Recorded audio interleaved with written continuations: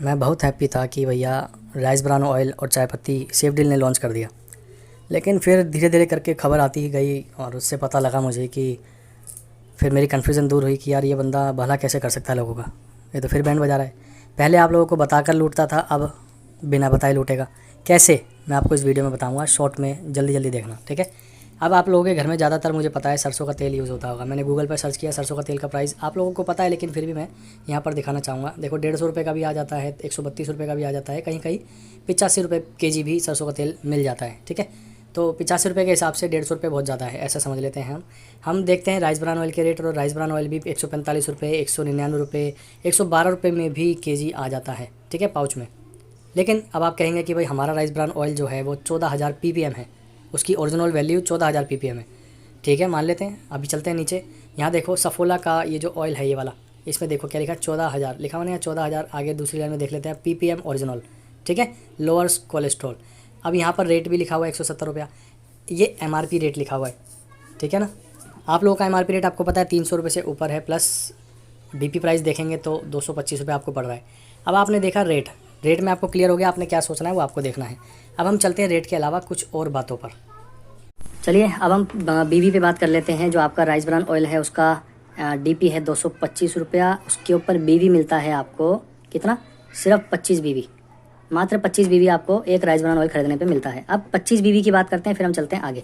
सबसे पहले मैं आपको बता दूं कि आप लोगों के जितने भी डायमंड्स हैं उनको रीपर्चेज प्लान का मेरे को लगता है कुछ भी नहीं पता। अच्छी बात है अगर आज वो लोग जान गए होंगे रीपर्चेज प्लान कैसे करते हैं काम, रीपर्चेज प्लान होता क्या है, अच्छी बात है अगर जान गए होंगे तो आगे चलते हैं हम।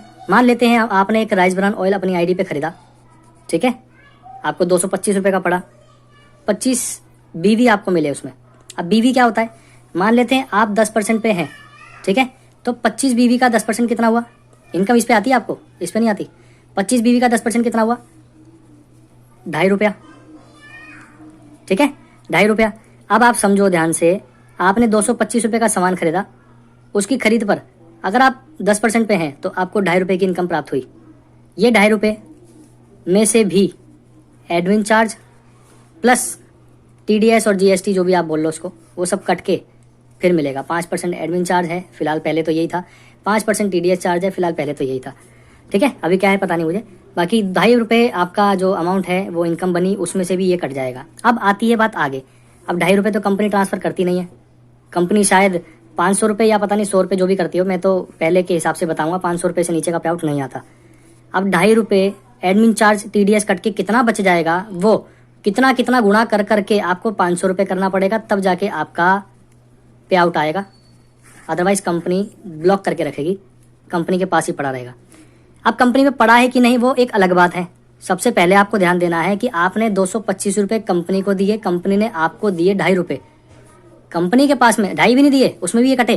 कंपनी के पास अरे जो कट के बचा वो भी आपको नहीं आया, क्योंकि 500 रुपये टोटल नहीं हुए ना, तो कुछ भी नहीं दिया।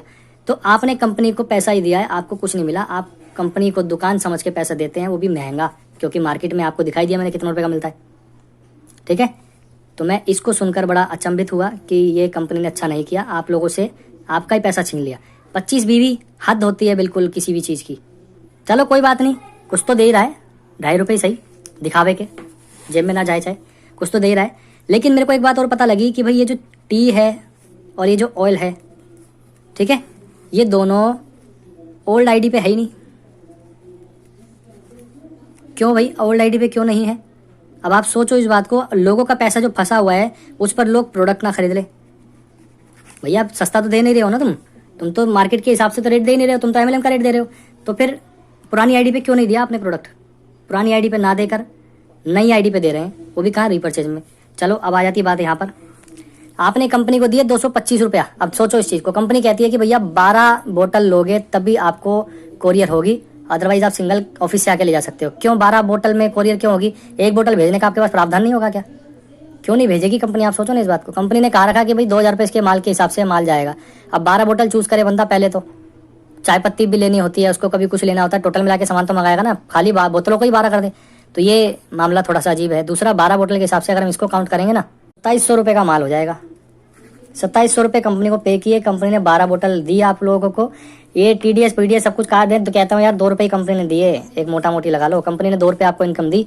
उस 2 रुपये के 12 से गुणा करेंगे, कितनी इनकम हुई आपकी? 24 रुपये इनकम हुई 2700 रुपये देने के बाद। 2700 रुपये दिए आपने 24 रुपये इनकम कमाने के लिए।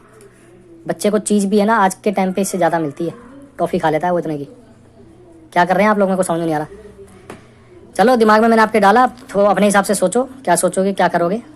पर ये गलत है भैया। पहली बात गलत क्या है, ये 25 बीवी बहुत कम दे रहे हैं वो, आपको कुछ नहीं आ रहा।